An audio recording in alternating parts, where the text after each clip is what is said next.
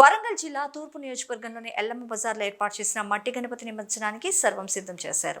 40 ఫీట్ల భారీ మట్టి గణపతిని భద్రకాళి యూత్ వారి ఆధ్వర్యంలో ఏర్పాటు చేసిన భారీ ఎత్తు వినాయకుడిని దాదాపు 2 నెలలకు శ్రమించి తయారు చేసినట్లు నిర్వాహకులు తెలిపారు. నవరాత్రి ఉత్సవాలు పురస్కరించుకుని 15 రోజులు విశేష పూజలు అందుకున్న గణనాథుని పాలాభిషేకంతో నిమజ్జనం చేసినట్లు పేర్కొన్నారు. పాలాభిషేకంతో కరిగే మట్టిని భక్తులకు పంచనున్నట్లు వెల్లడించారు. ఉమ్మడి వరంగల్ జిల్లాలోనే మొట్టమొదటిసారిగా ఎల్లమ్మ బజార్లో భద్రకాళి హిందూ ఉత్సవ సమితి ఆధ్వర్యంలో నేను అనగా ఆకుతోట సంజు ఈ భారీ 40 ఫీట్ల మట్టి గణపతిని ఇక్కడ నిర్మించాము. ఎల్లమ్మ బజార్లో దాదాపు ఒక 2 నెలలు శ్రమించి దాదాపు ఒక 50 మంది వర్కర్లు మన ఈ వినాయకునికి కష్టపడ్డారు. ఒరిస్సా నుంచి 8 మంది శిల్పీలను పిలిపించి ఇక్కడే తయారు చేయించాము.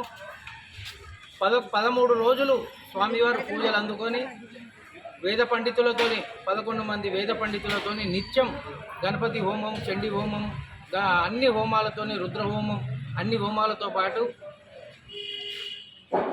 స్వామివారికి అభిషేకాలు కూడా నిర్వహించాము. అంతేకాకుండా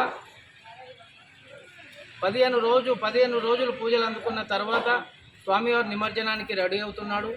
ఇక్కడ స్వామివారికి పాలాభిషేకంతో ఇక్కడనే కరిగించి స్వామివారికి మొత్తం ఒక ఫౌంటైన్ కట్టేసి అంటే స్వామివారి మట్టి ఎటు పోకుండా ఒక ఫౌంటైన్ కట్టేసి అదే మట్టిని భక్తులకు కూడా అందించేలా ఏర్పాట్లు చేస్తున్నాము. అంతేకాకుండా స్వామివారికి అయిన మహా నైవేద్యం 365 కిలోల లడ్డును కూడా వేలం వేయబడడం జరుగుతుంది భక్తుల కోరిక మేరకు. అంతేకాకుండా ఇప్పుడు ఉన్న ఫౌంటైన్ ఇప్పుడు ఒక ఫౌంటైన్ ఇప్పుడు నిమజ్జనానికి అంత ముస్తాబు అవుతున్నది. రేపు ఉదయం 11:30కు స్వామివారికి పాలాభిషేకంతో నిమజ్జనం చేస్తారు.